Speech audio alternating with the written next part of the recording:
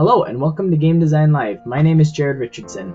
Among many other things, I am a game designer and the owner of Circle J Games. To date, I've designed or co-designed a number of different games, and I've created this video series to share a bit of my game design process in hopes that other game designers and players out there might find inspiration, ideas, and entertainment in watching how I design games. Let's get started. Today we're going to be working on game. This is my ideas notebook. I jot down all kinds of random ideas in here. You can see some of what goes into that. Just anything, brainstorms, just little notes about things. And this is my getting started folder with games I've begun on in various stages of completion. So today we're going to be working on, okay, I didn't put a title on here, but this is going to be, let's see if I can remember it, Quilt Carnival, I believe. And the idea so far is that you're a player going, or you're a player representing your family, going to a carnival, wanting to enjoy all of the different games and booths. You have each family member. Here I've been coming up with some names for them.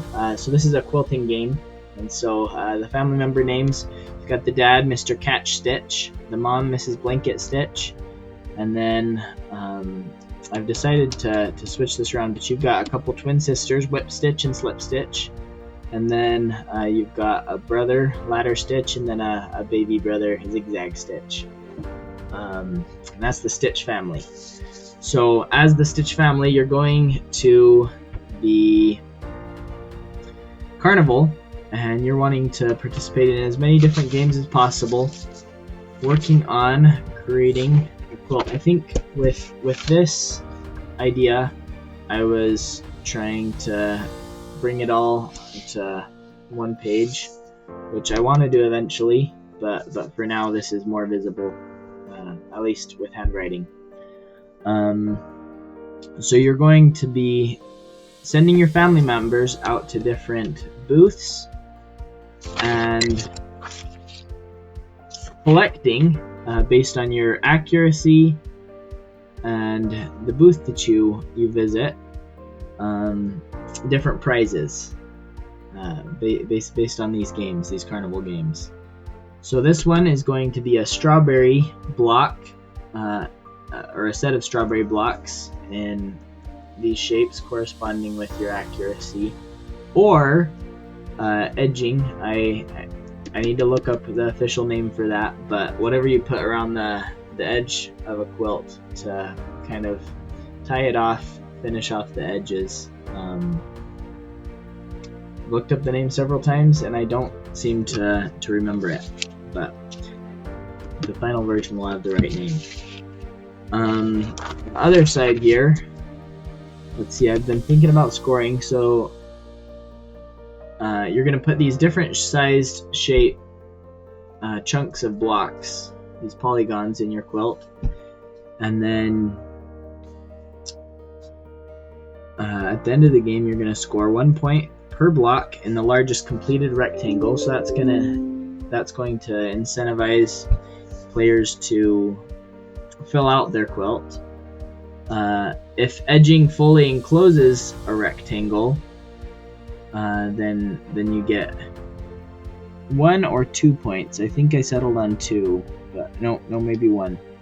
You get 1 point per block in that enclosed rectangle, and you lose a point per block outside an enclosed rectangle. So you could enclose a rectangle right here with 1 block and 1 down here with most of the blocks, and you'd lose points for these and you'd gain points for these.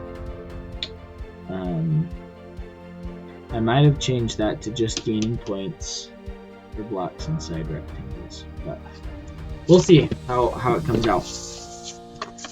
So to start out the game, you're going to roll 2 dice, or 1 die twice. The first is going to pick one type of scoring, and the second is going to pick the next type of scoring that's going to apply for that round only. There's going to be the general scoring, and then specific scoring, such as a frog block connected to a turtle block, a unique pair, that's going to be 1 point.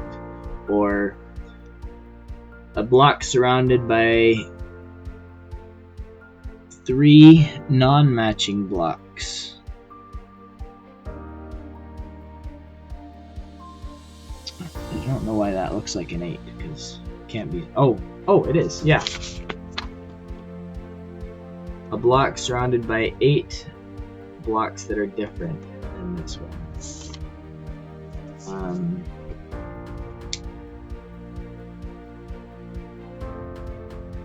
Maybe that would be better if I say other type blocks. Each family member has a different level of accuracy, and then decreasing from 6 to 1, and then an increasing level of energy from 1 to 6. And it's going to take an energy to go to a game. And then you're going to have luck that can increase either energy or... I'm thinking luck is only going to increase accuracy.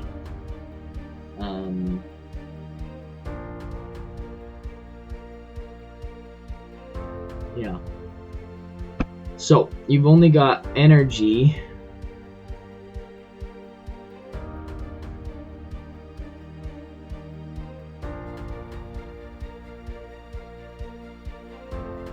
To go to a certain number of areas.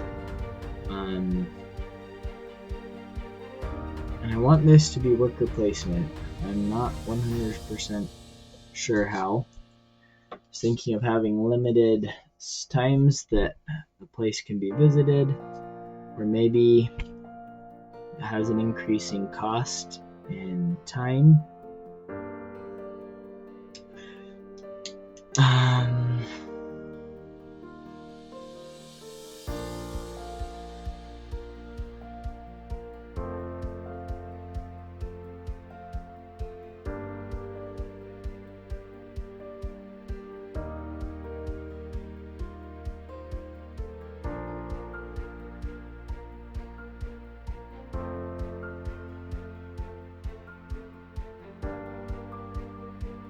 Yeah, I think that would be good. Maybe I need to add time here and give each person 8 hours in the day.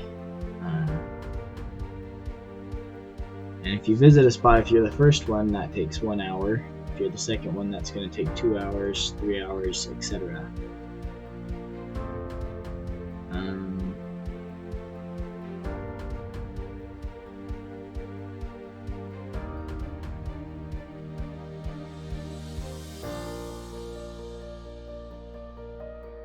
The other way to do that would be to each turn roll a die, and you can use that die to select either location and send any person there, or to select the person in your family and send them to any location.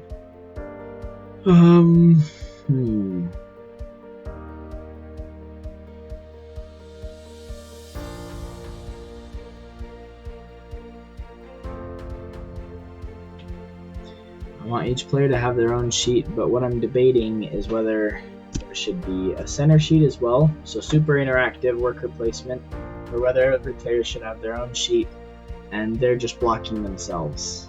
I'm not sure.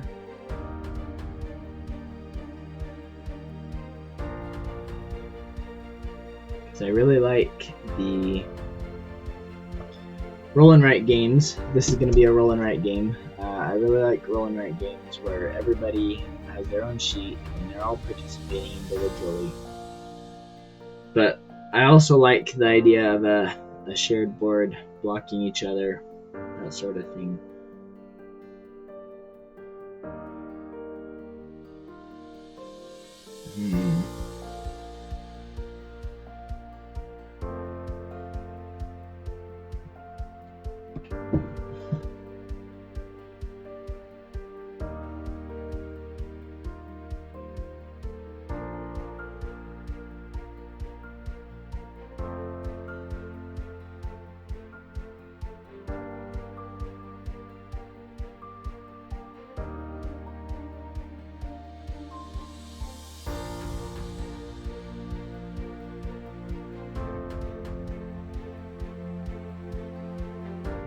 You know, let's go ahead and plan this around each person having their own complete sheet, and the variation is in how you use your dice rolls, how you send out your family, rather than in blocking each other. So let's think about that. So in that case, we don't need to do anything to scale for player count. If it were all on a shared board, we'd want to consider blocking off some spots, pre-blocking some spots for a number of players. So, for example, if I had 5 players and we all picked a different spot, that's going to use 1 hour. But then it's back to me, and with 6 players, I'm not even going to have a spot I can go for one hour. It's going to take 2 hours to go anywhere. I have to stand in line. But in a 2-player game, you could each take a spot for 1 hour, and then 1 hour, and then 1 hour. And so it's going to be a very different game experience. You're going to be able to accomplish more in your limited time with your family. But if it's on your own sheet, everybody's going to have the same potential to accomplish the same amount in the same amount of time. So yeah, I think so I'm making 3 worker placement roll and write games. One of them is going to have this map be built around traveling around that. So I think that one's going to be shared. This one, I think I want to try with an individual board for each player. So I laid out each different block type, and then assigned it a pair that it could connect with as one of the objectives. And then all of these, so these are 1-point objectives, and you can score them multiple times. These are 3-point objectives. You can also score multiple times, but I'm aiming for an average of about 4 is how much it can be completed. So 3 points per size 6 patch sewn in your quilt. I'm guessing people will only get a size 6 patch a few times, especially considering if it's a 5x5 quilt, you're not going to have room for more than 4 size 6 patches.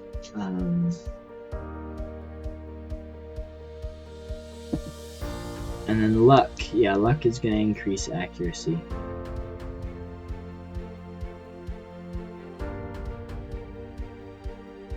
So it's a bit scattered, starting with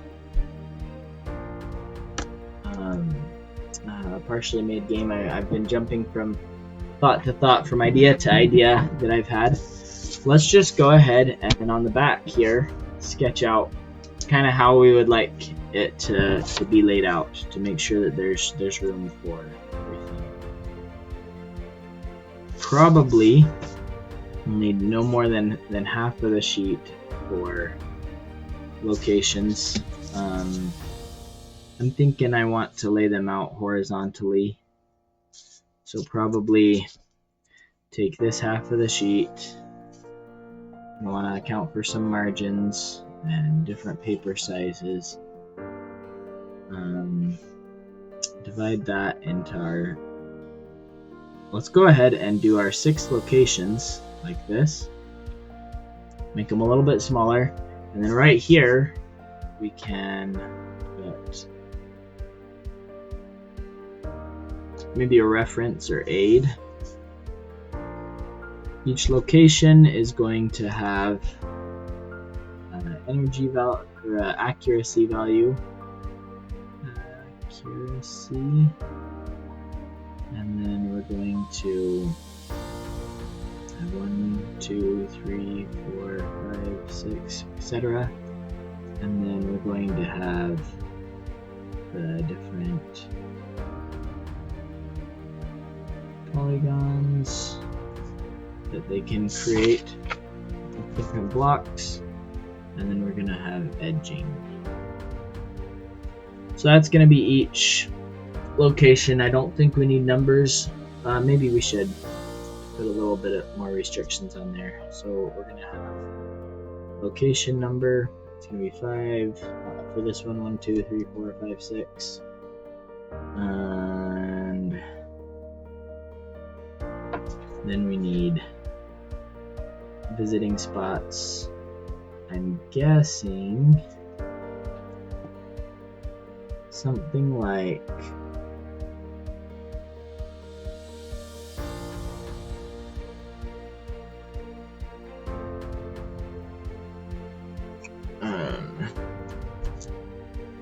four or 5. Let's go with 5 for now. It's going to be enough.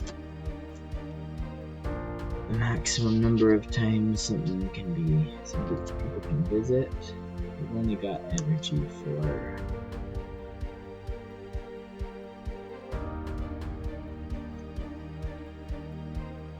6, 12, 18, 21.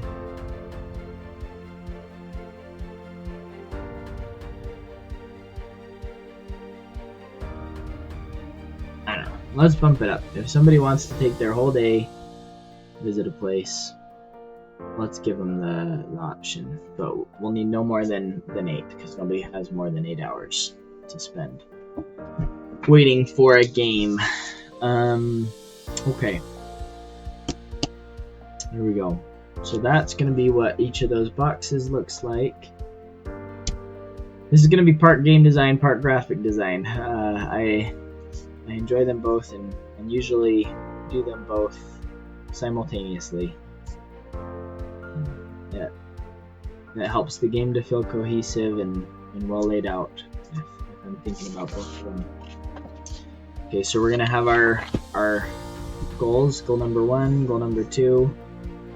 I'm going to make boxes for those up here. I need a different pen. Let's see. Grab. Okay.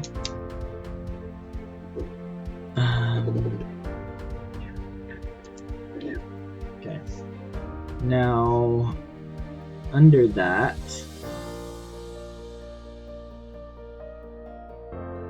let's see. Other things. Oh, that's gonna go 1, 2, 3, 4, 5, 6, and then have the different lines with text explaining what's going on there. Oh, different block types as well. That's the other thing we need on here. Where can we put that?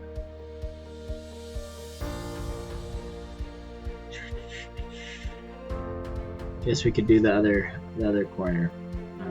Just gonna go over accuracy right now. Let's go block type. I'm just gonna draw a strawberry to remind me that that's the type of content that goes there. And we've got the family members and time and luck. We've got 6 family members, accuracy, energy.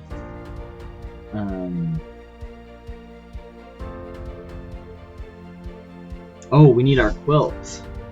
Can't forget about the quilt. Let's put family members down here.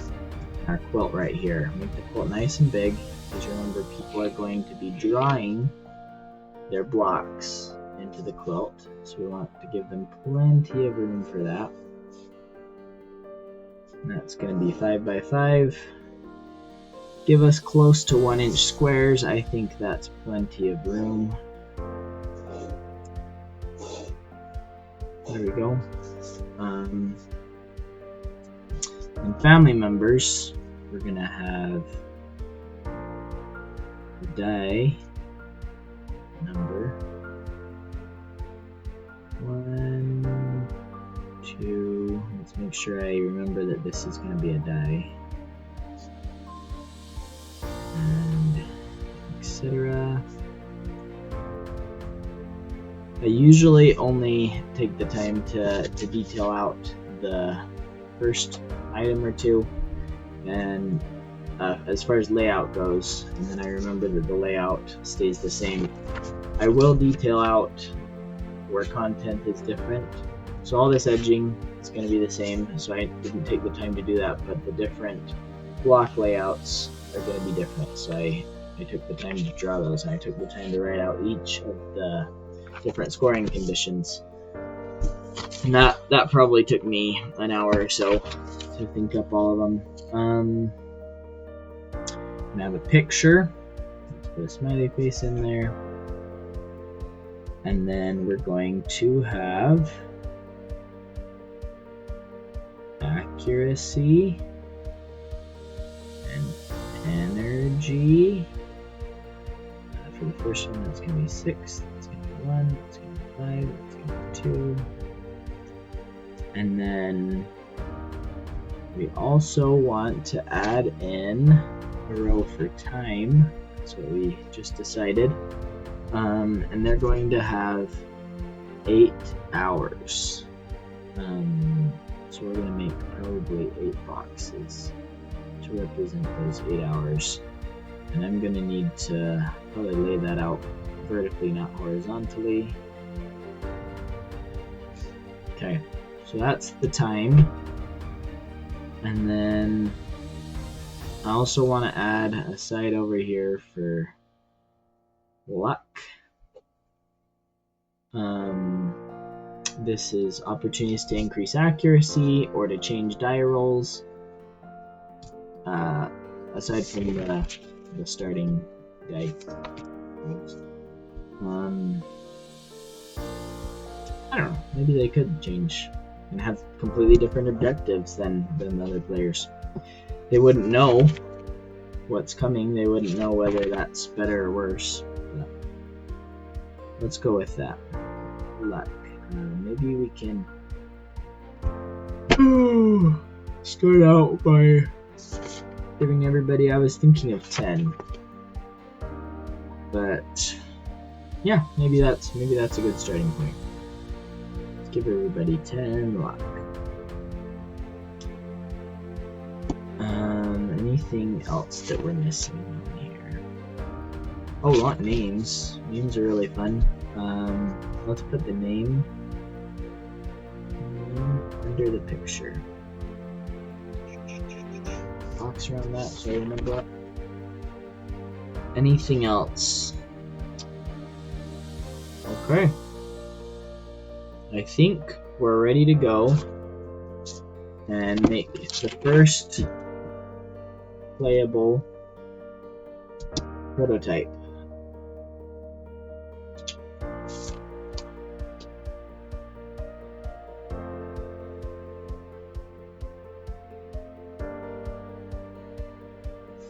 Okay, I'm going to hop on my computer. I use InDesign. I have also used a bit of Affinity Designer, and sometimes I've used Word or Publisher. Just whatever you have, just lay out something really rough. I'll be back. Pause this? I don't. Okay, well, I'll be back. Okay. So I'm back with the first playable prototype for Quilt Carnival. I definitely took way too much time way more time than I should have in laying it all out just right. I need to get better at just sketching out a quick prototype for the first playtest. I'm going to go ahead and grab a couple of dice. Let's see.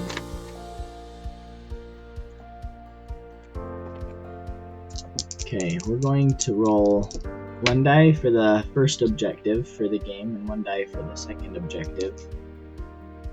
Here's for the first, and here's for the second. So the two, oh, that was a 4. So the two objectives for this game, along with gaining 1 point for any quilting that's inside a square of binding for this. Yeah, just in. Yeah, I think it has to be a square or rectangle, but any quilting inside a rectangle of binding. And then you also get a point per chick block sewn onto a turtle block. So if you had a turtle block here and 4 chick blocks, that would be 4 points. And then 3 points per block surrounded by binding on all 4 sides, which is tough because you're isolating that. You're not using the binding to enclose a larger area. Alright, so let's get started. Let me just circle these objectives. That's what we're going for. Okay. Oh, and I forgot to put the dice numbers on here for the family members.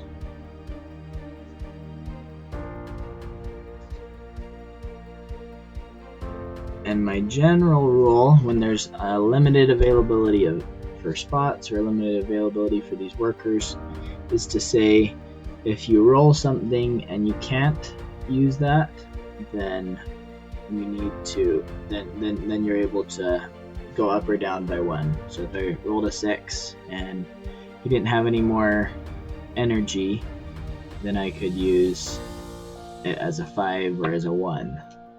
Okay. So now each turn we're going to roll 1 die. That's a 2.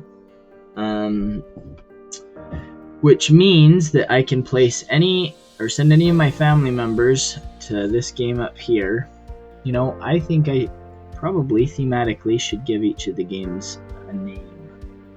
I'm not going to come up with those just this moment, but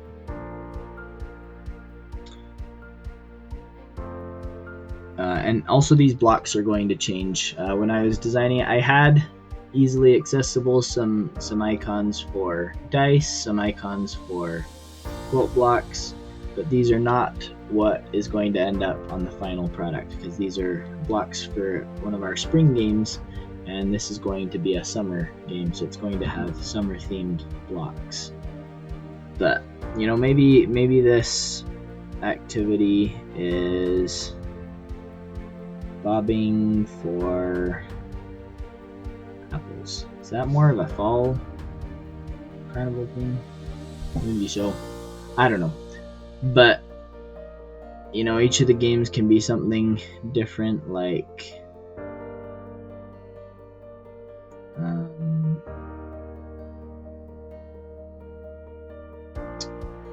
balloon pop and so forth. Anyway, let's see. Okay, so I can send any family member to Bob for Apples. You know, adding a name on there really gives it a lot more personality instead of just saying, oh, I'm sending it to the chick block spot. So let's do that really quick, even if the names might change.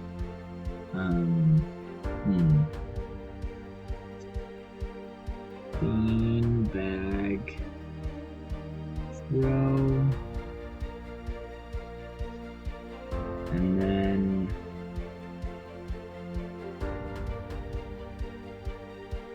we're going to say ring, toss, and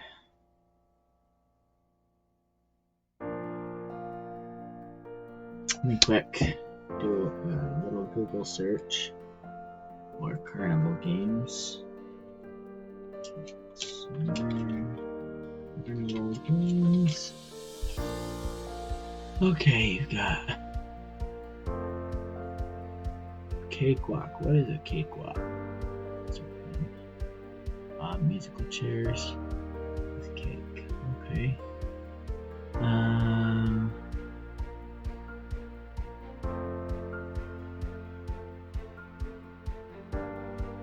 Ooh.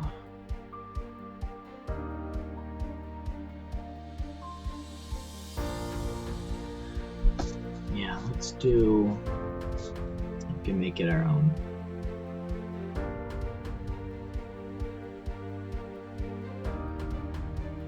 Donut block. Or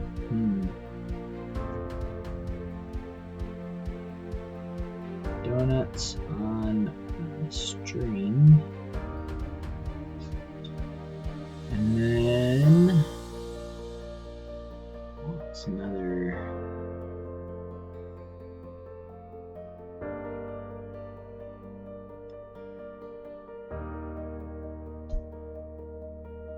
Water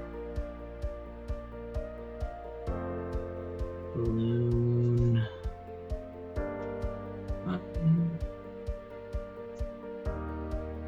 College ball.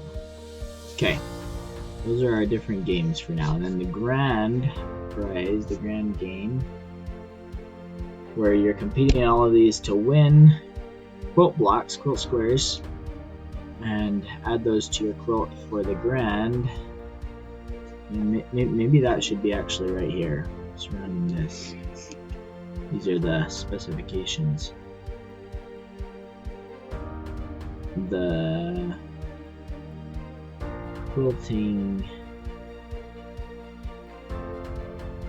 showdown. That sounds exciting. Okay. There we go. Okay, so we had a 2, I believe. We can send anybody to Bob for Apples, or we can send Mrs. Blanket Stitch to do anything.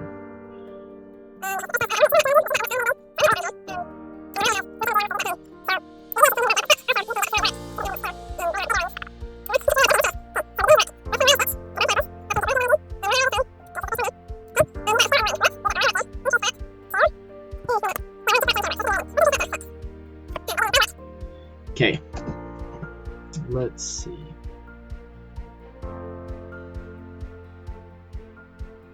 So first off, I'm thinking that this scoring thing is not balanced with the rest of the scorings, because this right here, this is only possible 4 times maximum in a 5x5 quilt.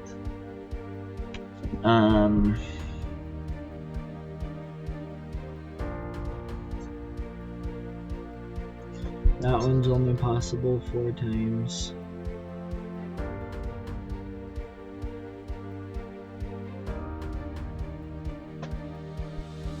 That one's probably more possible, but takes a lot of thinking.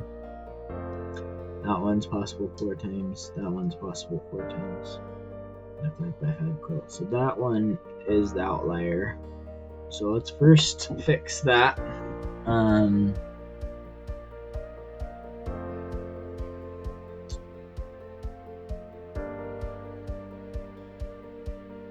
4 times 3 is 12. Maybe if it's not too hard to surround a lot of blocks, maybe we just bump this down to 1 point. That's gonna look different than the rest because they're all 3 points. Or we could just change it to not have anything to do with binding at all.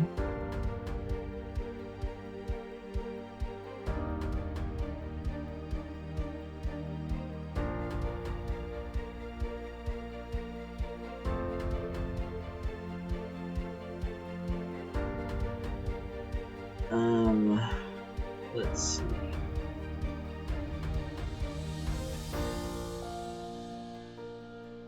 Maybe we could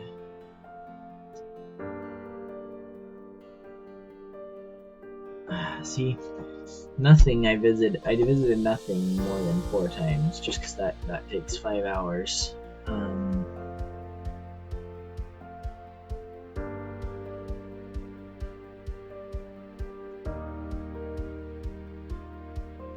Maybe I should. I still would like to have this on a single sheet, that each player has their own sheet. They can play virtually, they can even replay old rounds.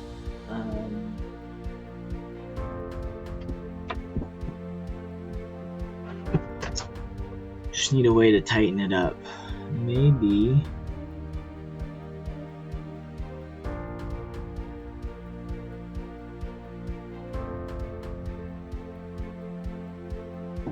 thematically, maybe the carnival isn't running all events at all times, and the die decides which event is being run, and you have to send somebody to do that event. It's a little bit better. I want to make sure that people's quilts don't all end up being the same.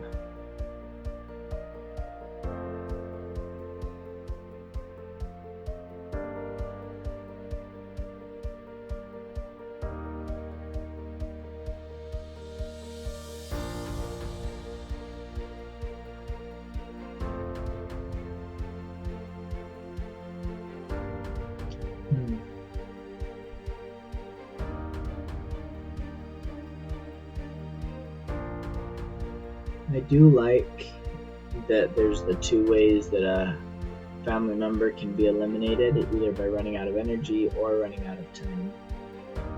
We had some of both. Let's give this a little bit more thought. Well, we can try it with a larger quilt, and maybe with less time.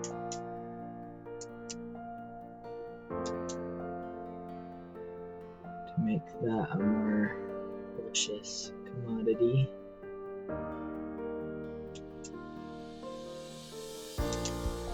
Let's cut everybody's time to 6 hours. They need to take a couple of hours for lunch and a nap, I suppose. Nobody's going to be at the carnival for 8 hours straight. Let's expand the quilt to the 5 squares it's supposed to be. And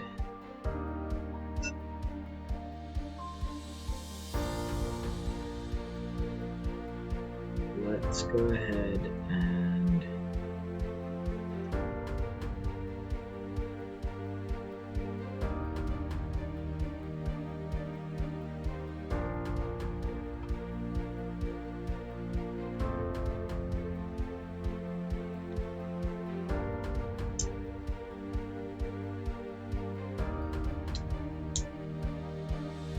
actually, yeah, let's make it so that in this case people can't just go change the die just because they can't place something. Instead, let's leave luck to do that, or maybe we can call it something else thematically. Tickets.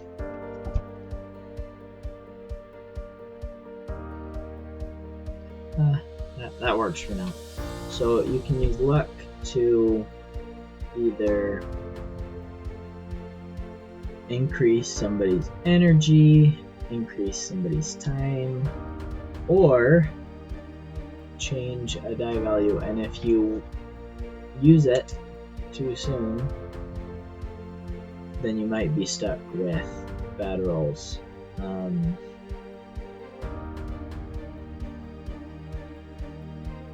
And is the endgame trigger when you can't do anything else? maybe the end game trigger is what makes it tighter.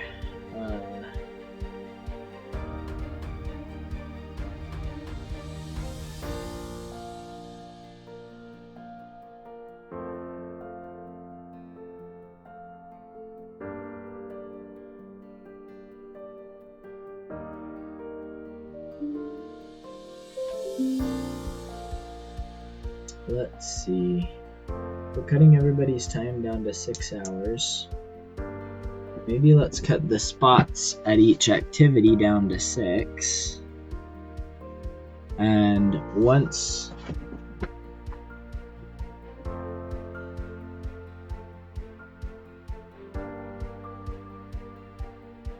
the spot is full, I don't know. I'm going to rework this prototype and I will